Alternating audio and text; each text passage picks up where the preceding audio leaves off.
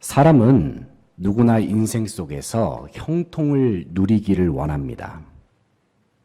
하지만 우리의 인생을 돌아보면 매 순간마다 형통을 누리기는 참으로 어렵습니다. 왜냐하면 우리의 삶 속에는 때로는 인생길을 가로막는 장애물이나 어려움이 존재하기 때문입니다. 가끔은 인생이 너무나도 힘들 때에는 다른 사람이 형통한 모습을 바라볼 때면 뭔가 마음이 불편해지는 경우도 있죠. 우리나라 속담에 사촌이 땅을 사면 배가 아픈 심리가 인간은 누구에게나 다 있을 것입니다. 더군다나 그 형통을 누리는 사람이 그럴 만한 자격이 없다고 느껴지고 또 누구나 인정하는 악인인 경우에는 그러한 악인이 형통을 누릴 때에는 더더욱 마음이 불편하고 어렵습니다. 그러나 우리가 기억해야 할 것은 악인들이 이 세상 속에서 누리는 형통은 겉으로 보았을 때에는 좋아 보일지 몰라도 궁극적으로는 하나님께서 인정하시지는 않는다는 사실입니다. 아무리 이 세상 속에서 형통함을 누렸던 악인도 결국에는 마지막 때에 임하는 하나님의 심판을 피할 수 없습니다. 그렇다면 우리는 지금 이 시점에서 무엇이 인생의 참된 행복이요 진정한 형통인가를 깊이 생각해 보아야 합니다. 많은 사람들은 말합니다. 이 세상 속에서 잘 되는 것, 이 세상 속에서 부귀영화를 누리고 아무런 걱정 없이 살고 어떤 질병도 걸리지 않고 고난도 없고 고통도 없이 살아가는 것, 바로 그것이 형통이요 행복이라고 많은 사람들은 이야기합니다. 하지만 하나님께서 인정하시는 형통의 기준은 세상이 말하는 형통의 기준과는 조금 차이가 있습니다. 시편 기자는 오늘 본문 말씀 속에서 하나님께서 자신에게 말씀해 주신 형통에 관해서 말하고 있습니다. 특별히 시편 기자는 자신이 하나님께 예배를 드리면서 깨달았던 진정한 형통과 악인들의 결말에 관해서 말해줍니다. 사랑하는 성도 여러분, 우리가 매일의 삶 속에서 하나님을 예배해야 하는 이유가 무엇일까요? 왜냐하면 우리는 예배를 통해서 우리의 몸과 마음과 영혼을 하나님께서 부어주신 은혜로 가득 채울 수 있기 때문입니다. 만약에 나 자신을 하나님의 은혜로 채우지 않고 세상 것들로만 가득 채우게 되면 우리는 어떻게 될까요? 그렇게 되면 우리는 이 세상 사람들과 전혀 다를 바 없는 인생길을 걸어갈 수밖에 없습니다. 세상 사람들과 똑같은 생각으로 살게 됩니다. 세상 사람들과 똑같은 마음으로 살게 되고요. 그리고 세상 사람들이 생각하는 가치관이 마치 인생의 전부인 양 여기면서 살게 됩니다. 사람은 누구나 자기 스스로의 심령을 하나님의 은혜로 채우지 아니하면 눈앞에 보이는 것만 쫓아서 살아가는 근시안적인 삶을 살 수밖에 없습니다. 하지만 하나님께서는 주님의 백성들에게 영원의 삶을 바라보며 살 것을 주문하십니다. 그래서 영원부터 영원까지 존재하는 진정한 형통을 발견하고 또 누리면서 살 것을 우리에게 말씀하십니다. 이 시간 본문을 함께 살펴보면서 시편 기자가 하나님을 예배하는 가운데 하나님께 예배를 드리는 중에 깨달았던 인생의 진정한 형통의 의미가 무엇인지 이 시간 다 함께 생각해 보기를 원합니다. 첫 번째는 하나님께서 인정하시는 형통은 세상적인 기준과는 완전히 다릅니다. 세상적인 기준과는 완전히 다른 형통, 그것이 하나님께서 인정하시는 형통입니다. 17절, 18절 말씀, 17절, 18절 같이 읽어보겠습니다. 시작. 하나님의 성소에 들어갈 때에야 그들의 종말을 내가 깨달았나이다. 주께서 참으로 그들을 미끄러운 곳에 두시며 파멸에 던지시니. 아멘. 17절, 18절 말씀을 보면은 시편 기자는 하나님의 성소에 들어갔을 때에, 그러니까 하나님을 예배하러 하나님의 거룩한 장소, 그 옛날 구약시대 때에는 시온산이 바로 하나님의 성소가 있는 곳이었죠. 하나님의 성소에 들어갔을 때에 자신이 깨달은 사실 한 가지를 발견합니다. 그것은 악인의 종말은 곧 파멸이라는 것입니다. 우리가 지난주에 살펴보았던 시편 73편의 전반부를 보면은 시편 기자는 악인들의 형통한 모습을 바라보면서 많이 힘겨워했습니다. 하나님을 따르는 의인들은 악인들의 핍박으로 말미암아 극심한 고통을 겪었습니다. 반면에 악인들은 인생 속에서 아무런 어려움도 없었고 그 어떤 고난도 없이 그저 잘 산 것처럼 보였습니다. 이러한 현실 속에서 시편 기자는 좌절합니다. 낙심합니다. 그리고 실족합니다. 시편 73편 2절 3절에서 시편 기자는 그 당시 자신의 힘든 마음을 가리켜서 이렇게 표현했습니다. 나는 거의 넘어질 뻔하였고 나의 걸음이 미끄러질 뻔하였으니 이는 내가 악인의 형통함을 보고 오만한 자를 질투하였음이로다. 시편 기자는 악인들을 형통하게 내버려 두신 것처럼 보이는 하나님께 대하여 원망 아닌 원망의 마음을 품었습니다. 그러던 중에 시편 기자는 하나님의 백성답게 그동안 열심히 살아왔던 자신의 인생까지도 비관하기 시작합니다.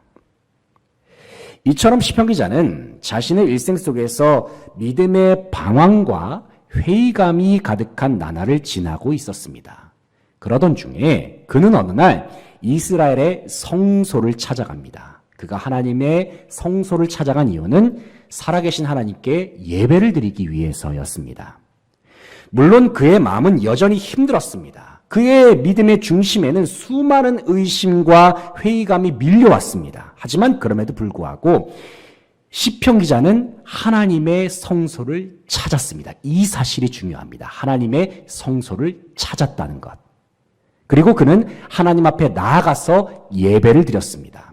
힘들고 어려워도 예배했습니다. 인생이 뭔가 납득이 되지 않고 이해되지 않는다 하더라도 그는 하나님을 예배했습니다. 그리고 심지어는 하나님께 대한 원망스러운 마음, 억울한 마음이 생겼다 하더라도 그는 하나님을 예배했습니다. 그랬을 때에 하나님께서는 예배 가운데 시편 기자에게 강력하게 임재하셨습니다. 그리고 하나님께서는 그에게 말씀하십니다. 너의 눈에는 악인들이 형통한 것처럼 보이느냐? 하지만 나의 눈에는 그들의 멸망이 보이는구나. 그러므로 사랑하는 아들아, 사랑하는 딸아, 너는 썩어 없어질 것만 바라보지 말고 오직 나의 얼굴만을 바라보아라. 주님께서는 예배 중에 그에게 말씀하셨어요. 사랑하는 성도 여러분, 바로 이것이 우리가 하나님 앞에 예배를 드려야 하는 이유입니다. 우리는 예배하는 가운데 하나님의 임재를 경험할 수 있습니다. 예배하는 가운데 하나님의 음성을 들을 수 있습니다. 그리고 예배하는 가운데 우리는 세상을 이길 능력을 받을 수 있습니다. 만약에 사람이 이 세상을 살아갈 때에 하나님을 바라보지 않고 하나님을 의식하지 않고 또 하나님을 예배하지 않으면서 살게 된다면 그 인생길은 어떻게 될까요? 그러한 사람은 결국에는 이 세상 것들이 마치 인생의 전부인 양 착각하면서 살 수밖에 없습니다.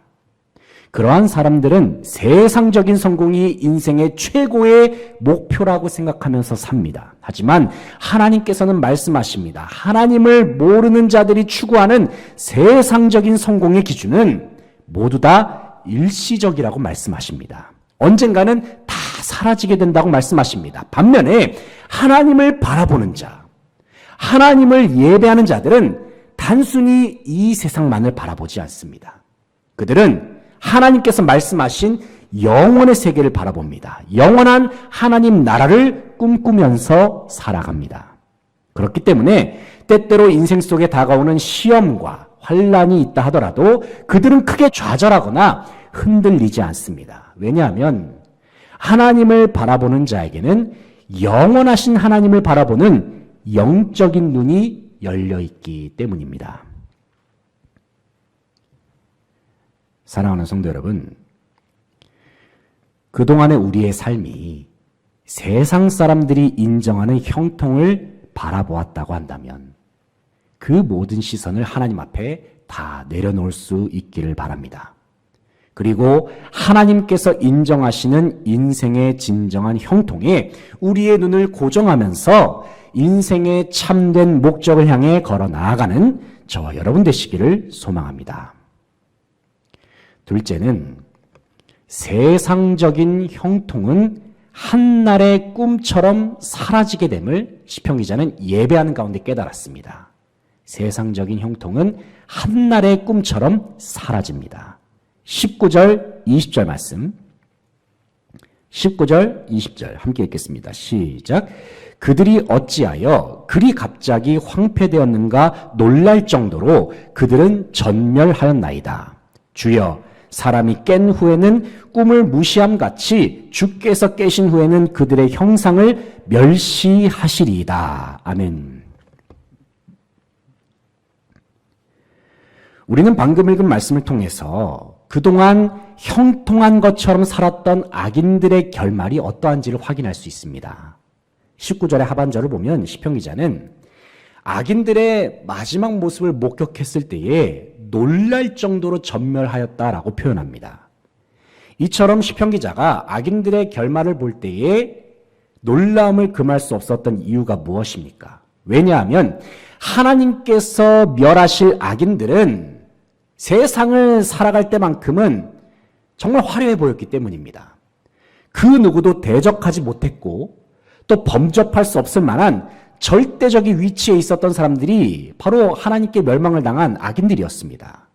그들은 세상에 있을 때 부유했었습니다. 그들이 가진 힘은 강력했습니다. 그리고 그들이 가졌던 영광은 찬란했습니다. 모든 사람들이 그들을 두려워했고 모든 사람들이 그들 앞에서 쉽게 머리를 조아렸습니다. 이러한 분위기 속에서 악인들은 자신들이 하고 싶은 대로 마음대로 행동했습니다. 자신들의 욕심을 채우기 위해서 약한 자들을 핍박했습니다. 괴롭힙니다. 필요한 모든 것을 빼앗고 착취합니다. 바로 이와 같은 현실 속에서 시편 기자는 그동안 무척 마음이 어려웠음을 시편 73편 전반부에서 고백을 하죠. 왜냐하면 이러한 현실 속에서 하나님께서는 아무 일도 하지 않으시면서 그냥 팔짱만 끼고 계신 것처럼 느껴졌기 때문입니다. 하지만 하나님께서는 예배 시간에 시편 기자에게 분명히 말씀하셨습니다. 악인들은 반드시 심판을 당한다. 그리고 그들이 누렸던 형통과 번영은 마치 하룻밤의 꿈과도 같다.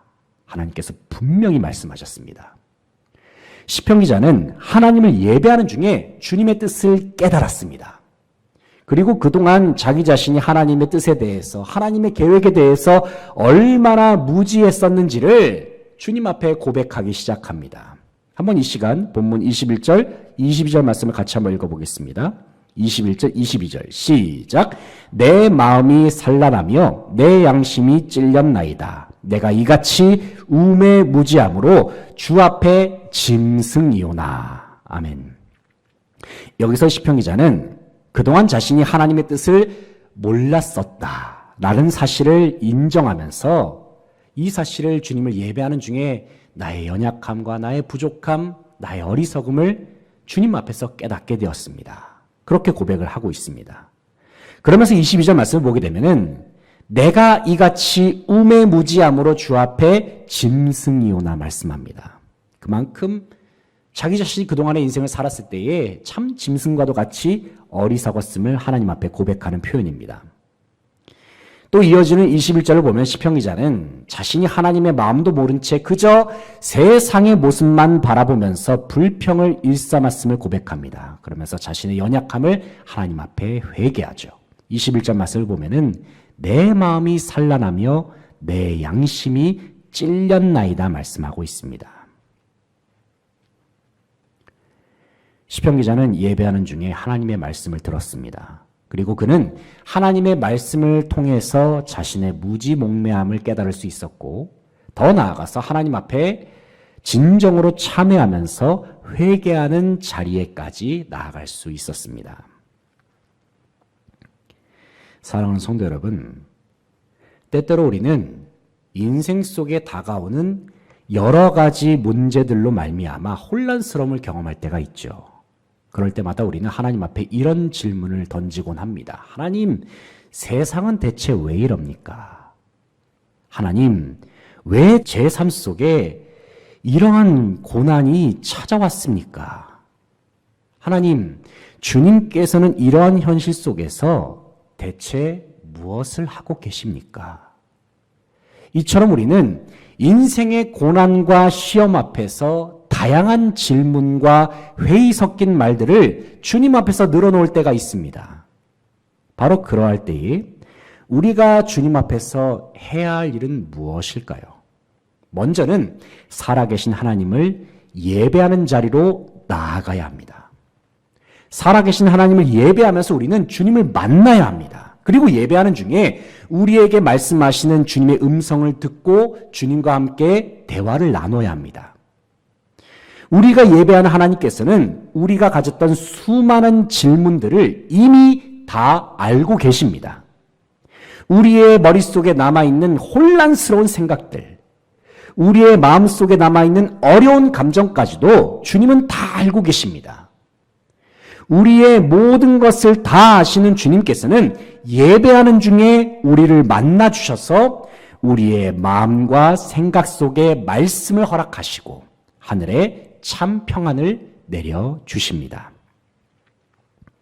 세상적인 형통은 한날의 꿈에 불과하다는 주님의 음성을 기억하시면서 하나님께서 인정하시는 참된 형통함을 다 함께 누리는 성도들 되시기를 바랍니다. 셋째는 하나님과 함께 있는 삶, 하나님과 함께 있는 삶 자체가 진정한 형통입니다. 본문 23절 말씀을 같이 한번 읽어보겠습니다. 23절 시작.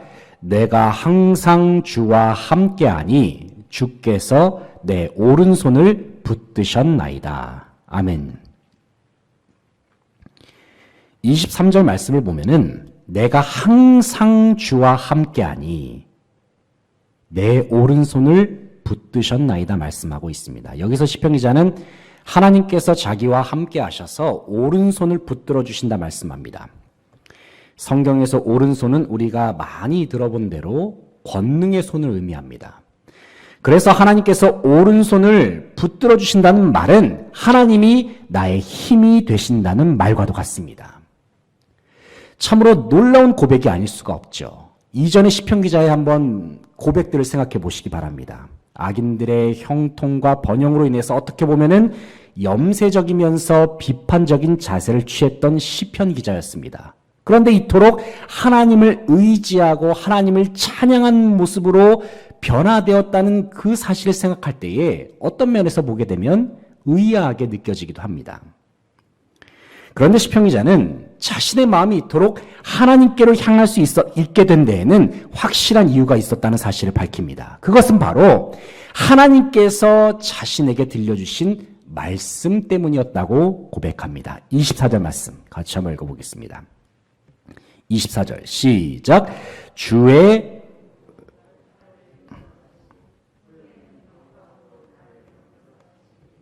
감사합니다. 주의 교훈으로 나를 인도하시고 후에는 영광으로 나를 영접하시리니. 24절의 상반절에서 시편 기자는 주의 교훈으로 나를 인도하시고 말씀합니다. 시편 기자는 성소에서 하나님을 예배하는 중에 자신에게 말씀하시는 하나님의 음성을 들었습니다. 주님께서 들려주시는 음성은 그동안 자기가 가지고 있었던 모든 회의감, 의심을 사라지게 했습니다. 주님께서 들려주신 음성은 시편 기자의 마음속에 잠재되어 있던 모든 근심과 걱정 그리고 두려움을 사라지게 했습니다. 시편 기자는 말씀으로 자신을 인도하시고 마음속에 놀라운 능력을 부어주시는 하나님으로 인하여 담대함과 확신을 얻었습니다. 그래서 시편 기자는 온 세상과 열방 가운데 이렇게 선포합니다. 온 세상과 열방 가운데 진정한 주님은 오직 하나님 한 분뿐이십니다. 내가 진정 사모하고 따를 분은 오직 주님밖에 없습니다. 우리가 아까 부른 찬양의 가사처럼 하늘 위에 주님밖에 없네. 내가 사모할 자 오직 주님밖에 없다. 우리가 그렇게 찬양하지 않았습니까?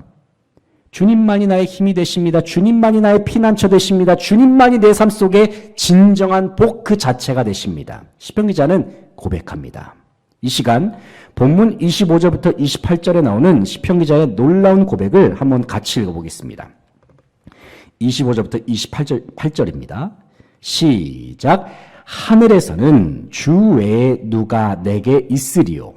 땅에서는 주밖에 내가 사모할 이 없나이다. 내 육체와 마음은 쇠약하나 하나님은 내 마음의 반석이시요 영원한 분기시시라. 무릇 주를 멀리하는 자는 망하리니 음녀같이 주를 떠난 자를 주께서 다 멸하셨나이다. 하나님께 가까이함이 내게 복이라. 내가 주 여호와를 나의 피난처로 삼아 주의 모든 행적을 전파하리이다. 아멘. 이전에는 하나님을 의심했고 자기 스스로를 비관했던 시편 기자였지만 예배 중에 하나님을 만난 후부터 시편 기자의 모습은 완전히 변화되었습니다.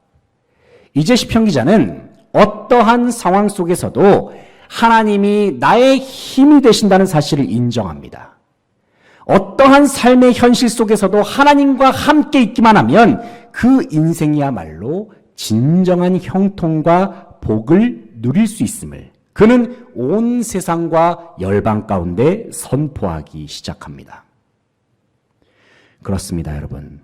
하나님이 함께 하시는 삶, 주님과 함께 걸어가는 모든 일상 자체가 우리의 진정한 형통이요, 진정한 행복입니다.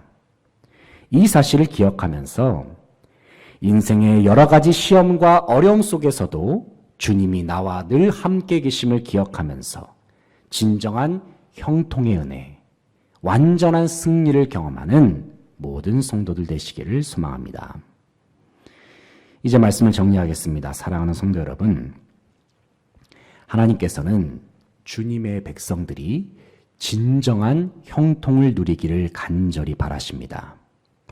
때때로 우리가 생각할 때에는 세상적인 기준의 형통, 세상적인 기준의 성공이 사람을 행복하게 할 거라고 착각하기도 합니다. 물론 그러한 세상적인 기준의 형통이 우리의 삶 속에 어느 정도는 필요하기는 하죠. 그러나 하나님께서는 진정한 형통은 이 세상 그 어디에 찾아봐도 없다는 사실을 우리에게 분명히 말씀하십니다. 하나님께서 인정하시는 형통은 세상적 기준과는 완전히 다릅니다. 세상적인 형통은 반드시 한날의 꿈처럼 사라지게 되어 있습니다. 진정한 형통은 오직 하나님 안에 있으며 하나님과 함께 있는 삶 그 자체가 바로 참된 형통이요 진정한 성공입니다. 특별히 우리는 세상이 줄 수 없는 참된 형통의 비결을 하나님을 예배하는 가운데 깨달을 수 있습니다. 왜냐하면 예배를 통하여 우리는 하나님을 만날 뿐만 아니라 예배를 통해서 우리의 삶이 변화되고 우리의 관점 자체도 바뀌기 때문입니다. 그러므로 사랑하는 성도 여러분, 살아계신 하나님을 전심으로 예배하는 가운데 주님께서 들려주시는 생명의 말씀으로 말미암아 인생의 진정한 형통을 바라보고 추구하면서 주님께서 인정하시는 참된 성공을 다 함께 이루면서 살아가는 모든 수지광성의 성도들 다 되시기를 간절히 바라고 소망합니다. 기도하시겠습니다.